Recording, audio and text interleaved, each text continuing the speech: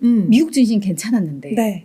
우리 코인은 어땠을지. 코인도 나쁘진 않았어요. 좋아요. 네, 근데 나쁘진 좋았어요라는 않았는데. 말을 듣고 싶다. 네, 좋은 것도 없고 나쁜 것도 없었어요. 그래요, 사실. 그래요. 근데 어쨌든 지금 조금 그래도 10월이 원래 저희가 업토버라고 해서 10월은 보통 오르는 장이다 이렇게 많이 표현을 하잖아요. 근데 일단 10월 들어서 변화된 게 있다면 그나마 기존 여름보다는 조금 변동성이 올랐다. 특히 그래. 이 내재 변동성이라고 불리는 이 지표가 역사적으로 내재 변동성이 32.4% 정도가 유지가 되다가 지금 37.8%로 조금 움직이는 모습을 보여주고 있고요. 이 내재 변동성 같은 경우는 옵션 계약 가격을 기반으로 가격 변동에 대한 미래 가치를 측정하는 지표인데 일단 이런 것에서부터도 변동성이 있다라는 게 조금 이렇게 움직이는 모습이 나온다는 것은 앞으로 좀 긍정적으로 우리가 기대를 해봐도 되나? 이런 생각도 드는 것 같고요. 그러니까 그냥 거래가 그래도 이루어지고 있다라는 거니까 지금 그쵸. 사실은 코인 시장의 제일 문제는 다들 그냥 거래 안 하고 그냥 쉬고 맞아요. 있었다라는 거기 쳐다만 보고 때문에 있으니까. 맞아요. 그래서 괜찮은 것 같아요. 이 정도면. 네, 그리고 지금 일단 이스라엘 전쟁이 계속 이어지고 있는데 생각보다 현장의 사태는 되게 심각한데 그런 것 같아요. 또 막상 증시는 다 안 받아내는 것 같아요. 그렇지. 네, 뭐 방산 에너지 처음에만 오르고 나중엔 또 다 가격 하락을 그대로 보여주는 게 시장에서는 생각보다 큰 관심을 두고 있지 않는 것 같은데 일단 암호화폐 쪽에서도 관련해서 좀 이슈들이 있어서 먼저 정리를 하고 넘어가도록 하겠습니다. 일단 이스라엘 당국이 바이낸스와 협력을 해서 하마스 무장 세력과 연계된 것으로 의심되는 암호화폐 계정들을 다 동결을 시켰다라고 합니다. 일단 하마스가 이스라엘을 먼저 공격을 했으니까 나쁜 놈이긴 한데 또 막상 이스라엘이 하마스 쪽, 그러니까 이스라엘이 가자 지구에 폭격을 막 하는 거 보면은 그것도 딱히 이렇게 윤리적으로 보진 않더라고요. 저는. 그쵸. 전쟁은 네. 전쟁 자체가 나쁜 거야.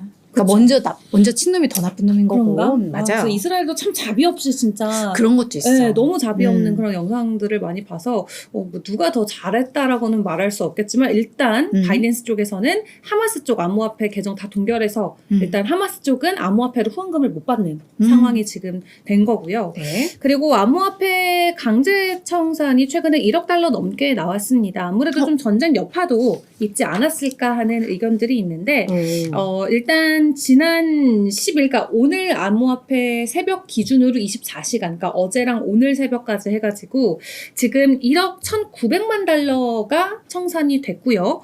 그중에 롱 포지션이 1억 600만 달러로 대부분은 롱 쪽의 포지션이 정리가 됐습니다. 한마디로 비트코인의 가격 하락이 간밤에 새벽 동안 나왔다라고 생각을 해주시면 될 것 같은데 뭐 시장에서는 이게 뭐 전쟁 여파가 아니냐라는 의견들도 있지만 사실 뭐 그닥 크게 증시에서도 많이 반영을 안 하고 있는 모습이기 때문에 우리만 그렇게 뭐 전쟁 여파를 많이 받는다 라고 할 수는 없을 것 같아요. 네.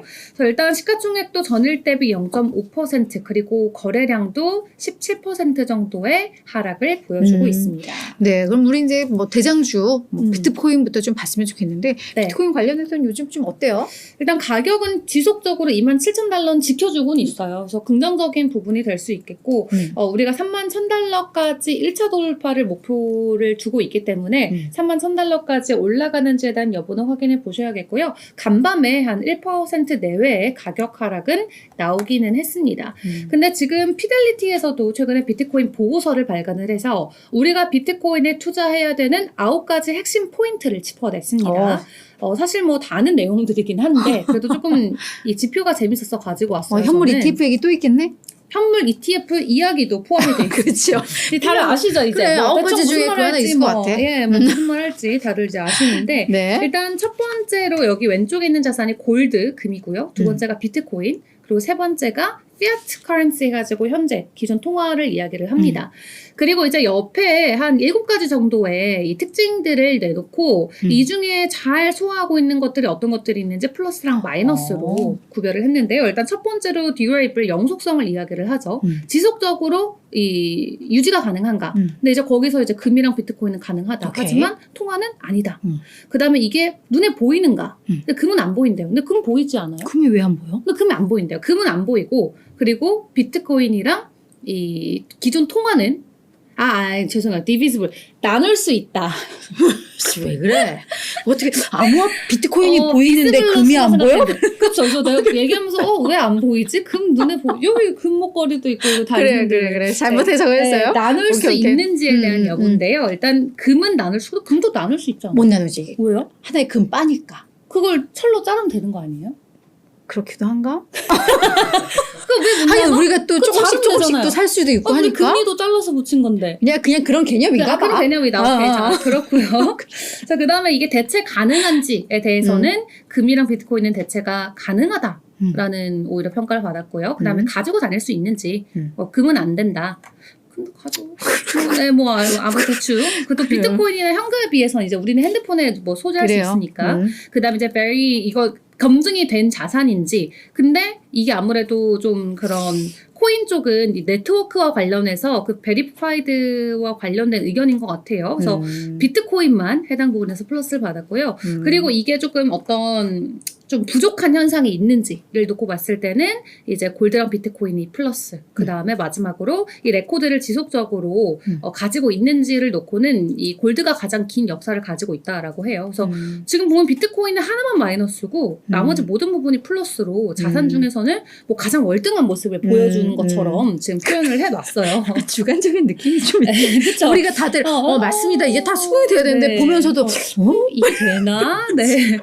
어쨌든 그렇다 치고 피들리티의 의견이고요. 네, 9가지 핵심 포인트 빠르게 설명드리자면 일단 가장 훌륭한 돈이고 또 이런 선순환 사이클을 가지고 있고 지금 여기 보시면은 만약에 비트코인의 매력도가 높아지면 더 많은 사람들이 비트코인을 소유를 할 거고 많은 사람들이 소유하면 가격은 높아질 거고 비트코인의 가격이 높아지면 더 많은 채굴자들이 와서 채굴을 할 거고 더 많은 채굴자들이 채굴을 하면 비트코인의 안전도는 더 올라갈 것이다 라고 하면서 이게 비트코인의 어떻게 보면 하나의 바퀴처럼 완벽한 플랫폼을 이룰 수밖에 없는 하나의 쳇바퀴로 표현을 했고요. 그리고 계속해서 강화되는 생존력이라던가 또 다른 작업 증명 코인이랑은 비교할 수 없는 계산 능력들 그리고 비트코인의 네트워크 그리고 다른 토큰들의 시가총액을 지배하는 지금 비트코인이 전체 시총의 반을 가져가고 있잖아요. 이러한 부분들 그리고 사용자가 앞으로 유용하고 그리고 ETF와 관련된 이런 부분들을 이야기를 하면서 갑자기 오늘 새벽에 이런 보고서가 나왔어요. 비트코인 보고서가.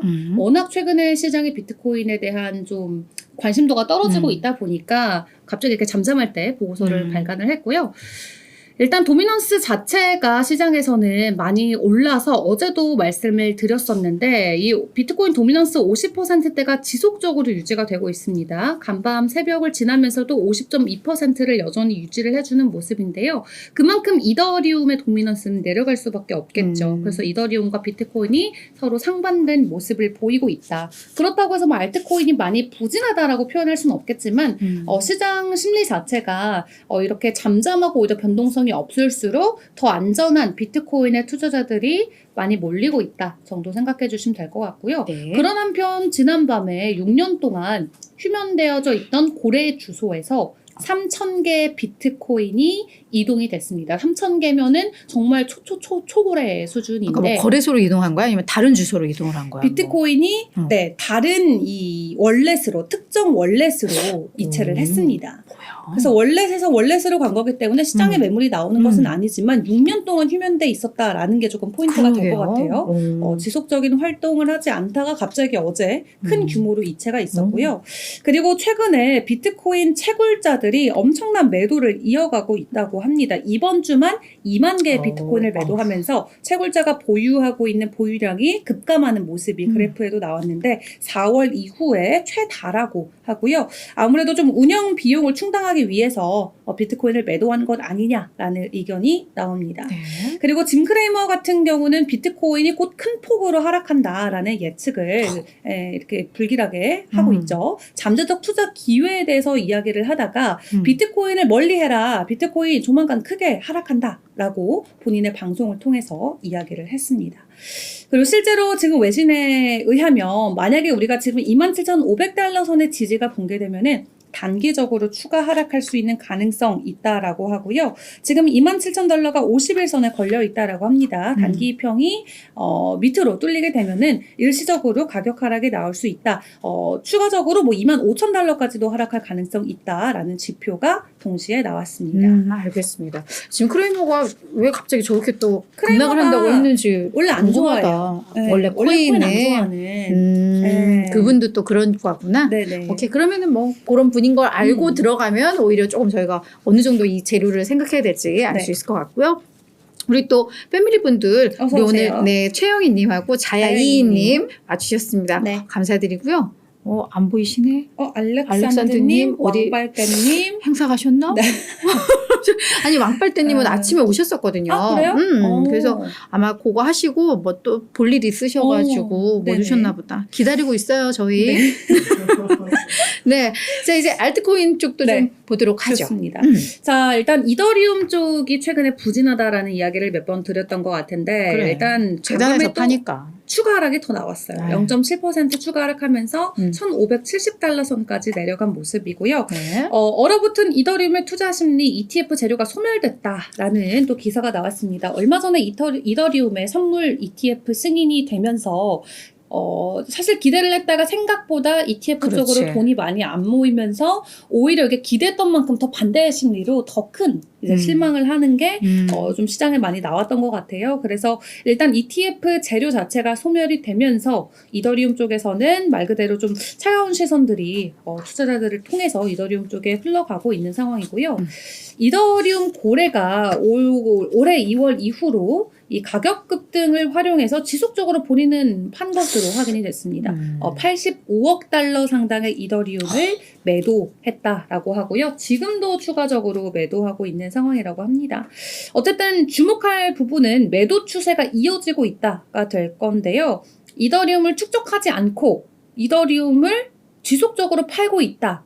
어쨌든 고래인 만큼 그의 투자 어떤 스탠트를 볼 수 있으니까 이런 부분은 좀 참고를 해보시는 게 좋겠습니다. 85억 달러가 맞아요? 85억 그러면 저게 달러. 지금 9조 원을 현금화했다는 얘기야? 그렇죠. 그거 다 뭐하지? 난 저 고래들 진짜 뭐하는 사람 기관이겠지. 기관이죠. 네, 기관이죠. 그래도 개인이 와. 그렇게 할 수가 그치, 없을 것 기관일 같고. 텐데 계속 매도한다는 건 좀 불안하긴 하네요, 그죠? 네.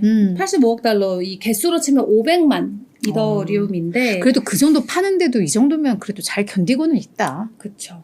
그렇게 또 볼 수가 있겠는데 좀 뭔가 이더리움은 좀 당분간은 조금 좀 그러네요. 네, 지속적으로 좀 매도 행렬이 그러게. 이어지는 분위기여서 조금 더 지켜봐야 될 것 같고 근데 네. 워낙 또 근본이 있는 자산이다 보니까 맞아. 그것도 오히려 맞아. 이럴 때 우리가 또 바이더 디블 외치면서 이 저점 매수의 기회로 봐야 될지.